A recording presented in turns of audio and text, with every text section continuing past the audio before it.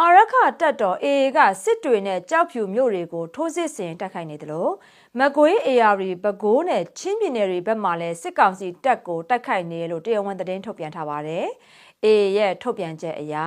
ရခိုင်ပြည်နယ်စစ်တွေနဲ့ကြောက်ဖြူမြို့ပတ်ဝန်းကျင်တွေမှာထိုးစစ်ဆင်နေတာဖြစ်ပြီးရခိုင် AR အဆက်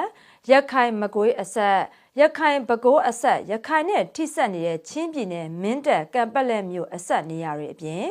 AA လှုပ်ရှားရာနေမြေအနှံ့မှာလဲစစ်ကောင်စီတပ်က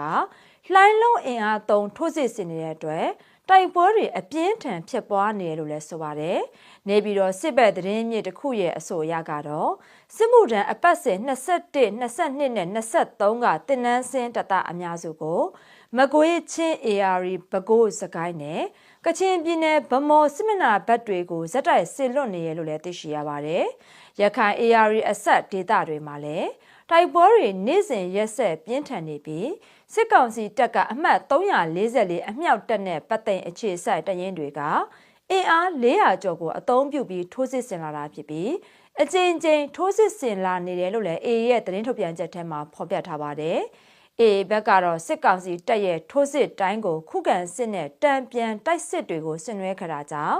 AR တိုင်းရေကြီးမြို့နယ်အတွင်းစစ်ကောင်စီရဲ့ .288 .188 နဲ့ .148 ကုန်းတွေကိုတစ်ခုပြီးတစ်ခုသိမ်းပိုက်နိုင်ခဲ့တယ်လို့လည်းသတင်းထုတ်ပြန်ထားပါတယ်။ AA က2023ခုနှစ်နိုဝင်ဘာလကစတင်ခဲ့တဲ့ရခိုင်စစ်စင်ရေးအတွင်းမှာရခိုင်ပြည်နယ်ကမြို့နယ်19ခုအနက်14ခုနဲ့ချင်းပြည်နယ်တောင်ပိုင်းကပလက်ဝမြို့နယ်တို့ကိုအပြည့်အဝသိမ်းပိုက်ထိန်းချုပ်နိုင်ခဲ့လို့လည်းဆိုပါတယ်။လက်ရှိမှာတော့သိမ်းပိုက်ဖို့ကြံနေသေးတဲ့စစ်တွေကြောက်ဖြူနဲ့မန်အောင်မြို့တွေကိုလည်းဆက်လက်ထိုးစစ်ဆင်တိုက်ခိုက်နေရလို့လည်း AA ကတရားဝင်သတင်းထုတ်ပြန်ထားပါတယ်ရှင်။